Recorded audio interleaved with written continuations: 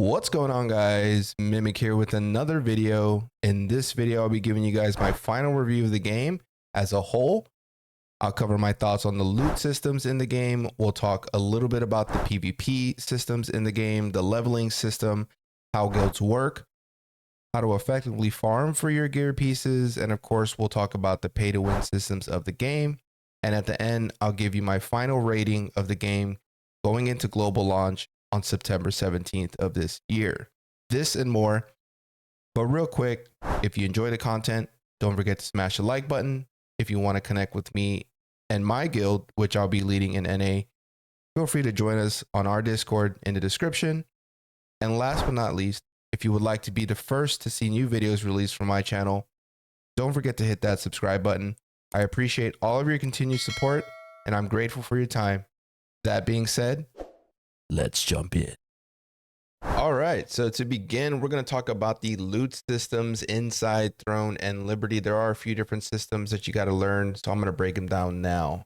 As you're playing the game, you're going to have access to these dimensional circles or co-op dungeons that you can go inside with other players, whether they're your friends or matchmaking, where you can go and clear the content. Now, each dungeon is different because they're obviously different bosses. They have different mechanics and they have different loot drop systems in them. The tables inside the loot systems with these different bosses are all different. So depending on what you're playing and the gear that you're looking for, there may be some other bosses that you want to try to fight more often than others until you get whatever item you're looking for. You can see here, Butcher's Canyon, Tyrant's Isle, and Cave of Destruction all have different loot tables. So again, depending on what you're wanting to play, once you get to level 50, it's going to depend on which bosses you want to try to tackle early on. Now, I will say early on, these bosses are going to be challenging. It's the first couple times you've played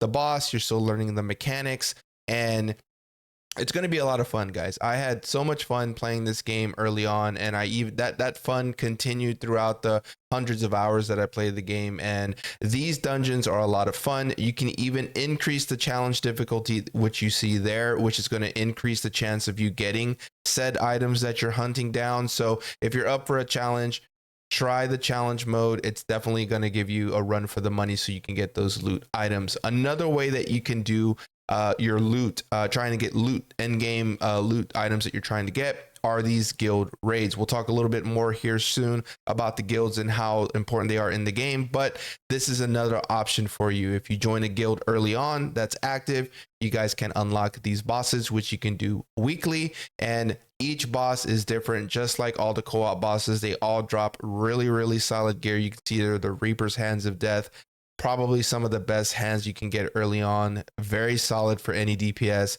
Every boss is different. They all have their own mechanics, which are a lot of fun. You can see there the Adentis Blade, which is top tier for any greatsword user. And there's a bunch of bosses. They all unlock as you play the game. As your guild levels up, you're going to get to acquire these bosses, and they all have different loot tables. So as you and your guild get stronger, there's going to be some more content for you guys to clear, and you can do these bosses every single week, which is great because it's going to give you more opportunity to get those gear pieces between you and your guildies. Now, end game, you're going to have these tier 2 bosses. Now, the guys, these are next level, okay? This is like end game, and it's not really truly end game because the map is not even halfway open when these bosses drop. But these tier 2 items are going to be top tier for you guys. So this is what you're going to want to be clearing once you guys are all kitted out with your tier 1 gear, all max traits. These are going to be your end game dungeons that you guys are trying to farm with you and your buddies. So good luck, guys. It's a lot of fun. I know you guys are going to enjoy it big time. I know I've had a blast playing it, doing this content. All right, so the PvP, guys, if you guys are some PvPers out there, this one is for you, okay? There have been many changes to the PvP recently. TNL, they upgraded the way the PvP events work. It used to be where you could get your whole guild of 50 people, go to one of these PvP events and just run around, wreak havoc, kill all the people that are there that are like, you know, it's like 5 people versus 50. And although it is fun to kind of roll around like that, You know, it makes it less fun for the people who've got huge groups. So with PvP, TNL has implemented this new mode where anytime you go into one of these PvP events, it's going to randomly assign you to a team. I believe the colors are blue, green, and red. So you'll be fighting against your teammates, and the enemies, you cannot see their names. So as you can see here, I'm targeting this guy who says blue. It's a tank. I don't know why I'm attacking him, but I am. And I don't know who that is. For all I know, that could be one of my buddies that I'm in Discord with. But you don't know because their names are, you know what I mean? There's no name. It only shows the color of the team that they're on. And you can see this guy's running away from me. He doesn't want any of that smoke. I don't blame him. But yeah, that's how it is now, right? So on these PvP events that happen throughout the day, which are going to be happening a lot in NA. I mean, it's going to be happening every hour, guys. There's going to be lots of smoke in NA. That's all I can say. You're going to be able to fight against your teammates. You're going to be able to fight against other guildies. It's just a lot more fun. It's more balanced. And honestly, I think it was well needed for TNL. And it just makes the PvP experience a little bit more immersive since you're fighting against random people and it's more even. So as far as PvP goes, I think it's a great change. And I think any hardcore PvP person is going to like it. And it's a lot of fun. And it's one of the best changes, in my opinion, that the TNL devs did to the game. All right, so switching up the tempo here, we're going to be talking about the leveling system and how all that's going to work and what you're going to be wanting to be doing when you first start into Throne and Liberty. So when you first start the game, you're going to go into Castleton, right there on the west side of the map. It'll take you north a little bit when you start like level 10, level 15. Then it'll take you more east, as you can see, into Goldenrye pastures. It'll continue you east. And then eventually it'll take you a little bit north there in the Carmine Forest. And then again, the game will take you more east into the map. As you're progressing through your leveling, it'll take you more north here. There's going to be quests that are telling you to go, hey, you need to go here now. You'll unlock this area. Eventually, you'll unlock more of the map. It'll take you more west and then finally into Phonos Basin there. So the way the leveling works in this game is you're going to get quests just like any MMO. Those quests are going to take you to a new region. You will unlock some more little side quests in that area, and you'll want to complete those as you get them, because as you complete those, you're going to be leveling. There's going to be other little quests that you can do in those areas. You'll want to do those as well, because they're going to be giving you a lot of really good rewards early on that you'll need, like growth stones and silver, gold coins that you use in the game to upgrade all your stuff. So as you're playing the game, as the game is telling you to go from place to place, just stick to your main storyline quests and do all of the blue side quests as well, and you'll get to max level in 2 to 3 days. If you're playing probably between 5 to 8 hours a day, you can get it max level 50 in just a few days doing that. So it's pretty straightforward. I'll release a more in-depth guide here in the weeks to come on the leveling and how to do it the best way.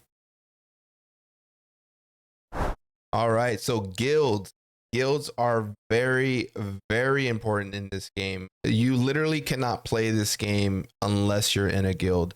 And the reason is because you're going to be getting these rewards every day for being in the guild. You also get these skills that you can use in PvP battles, which you can only unlock through the guild. You have these daily guild contracts for the guild, and as you do those as a guild, the entire guild levels up. You also have your kill death ratio in the guild here, which is really cool to flaunt off. You know, if you're top DPS in the guild, you can say like, hey, I'm the best DPS in the guild, which is nice. So you can share those kill records with your friends and foes. And then also with the guild, it's the only way that you can take control of these rift stones and boon stones in the map. So if you're in a guild, you can attack these stones once a week, and each stone has a different perk. You can see this stone right there has a heavy attack chance, 50 plus 50. So whoever wins that stone, the entire guild takes advantage of having that plus 50. Here you can see its skill damage boost, which is top tier.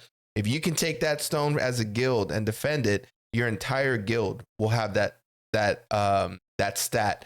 So being in a guild in this game is so important, and not just being in a guild, being in an active guild who's actively trying to take control of the map. So if you guys are looking for a guild to join, quick little shout out, join our Discord. We'll get you in the guild.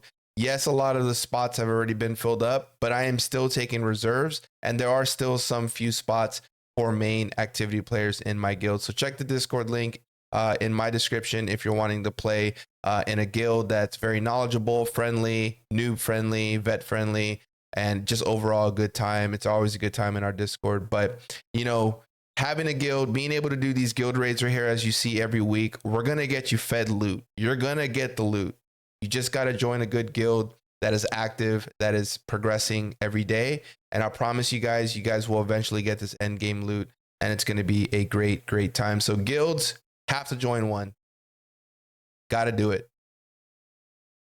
All right. So gear farming, how the gear farming works in Throne and Liberty. It's much different in this game as it is in most games, but it's also very similar. And I know that may sound contradictory, but let me explain why.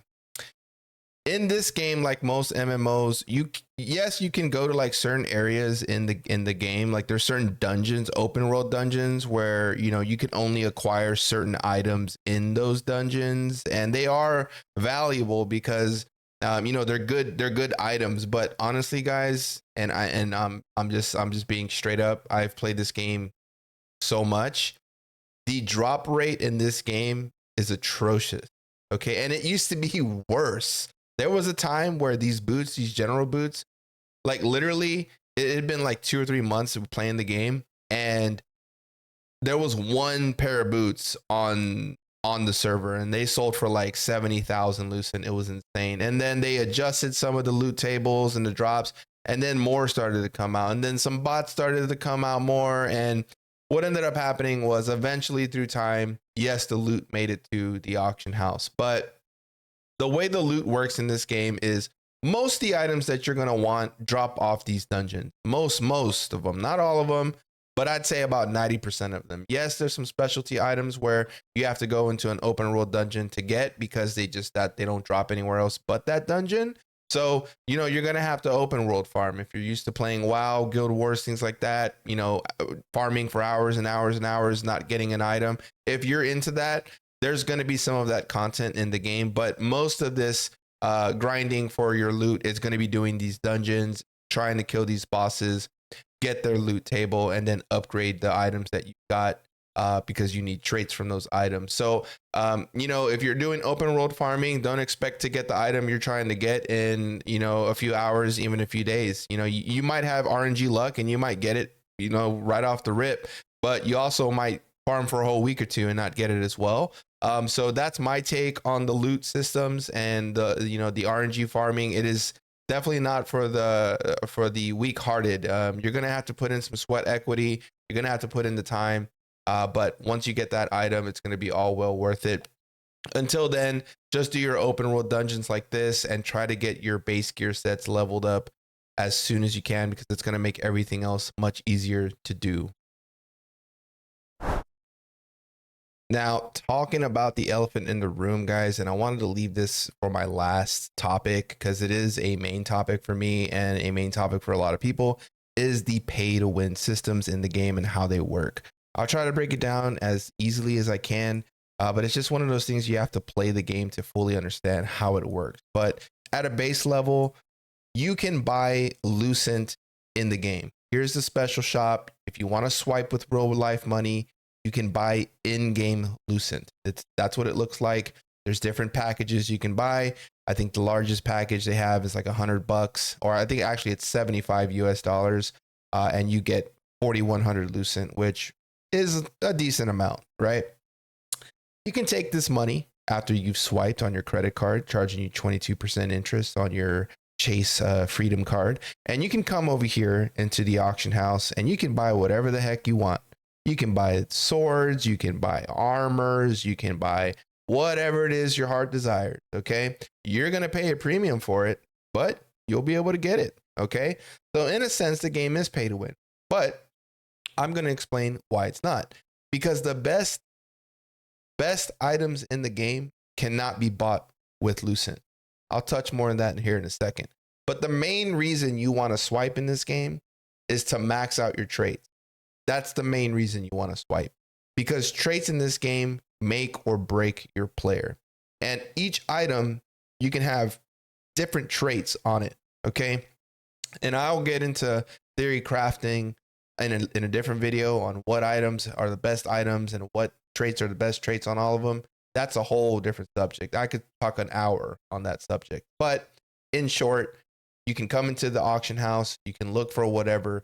Let's say you want a skill damage boost on a ring. Come down into the auction house. You can find the ring that you want skill damage boost on. And what do you know? There's skill damage boost right there for 192 Lucent. So you can swipe your little Chase Freedom card, come into this auction house, and just swipe your way into getting, whatever items or whatever traits you need. But this here is why I say it's not pay to win, because the best tier 2 items in the game, you cannot buy on the auction house. It's impossible. Can't list them on the auction house. They're bind on equip. You can only get them by doing these dungeons. So in a way, it is not pay to win, because you have to play the game to get the items, but you can swipe for the traits. So if you already have the item and you just want to trade it out now to make yourself extra beefy, you can still pay to win it and get whatever traits you want to make yourself strong as heck. But again, you cannot just get these items. You have to play the game. You have to do the dungeon.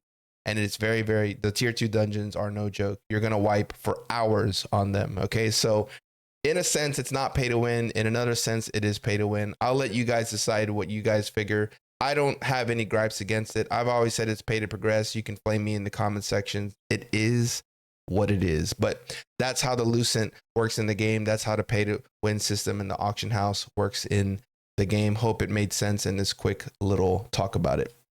All right. So in closing, guys, 600 plus hours of game time. I've played the entire game to its entirety. I've covered all of the entire map. I've went to every zone. I've played every PvP, activity there is. I mean, I've done everything in this game. I've played a multitude of different weapon combinations. I've experimented with different gear sets. I mean, you name it, I've done it. I'm going to give this game a final review before we go into NA launch. I am giving this game a solid 8.5.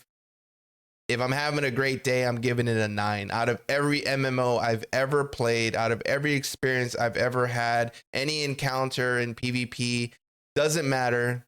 This game tops the charts for me as an 8.5 to a 9. I think that's a solid review. That's my own personal opinion. You guys may have a different opinion of the game, but for me, it was a great time from start to finish. I'm so glad I had the opportunity to play it in KR, and I know we're going to smash it up in NA. Again, guys, thank you so much for all the support. I hope this was a little review of the game as a whole. I hope you guys took something from it. Again, if you guys are looking to join a guild in NA, please join my Discord. It's in the description. We'd love to have you as part of the team, part of the community. I want to thank all my supporters for supporting me from day one. You guys have been amazing, always hitting me up with comments, texting me in game, DMing me in Discord. I appreciate every one of you guys. I really do. I'm going to be making a new series of this game going into NA. I'm going to be dropping some new content, more guides for you guys. I know you guys are hungry for the content. I'm going to be giving you guys all the top tips, what to do, what not to do. It's all coming out here soon, guys. Please, if you have not subscribed,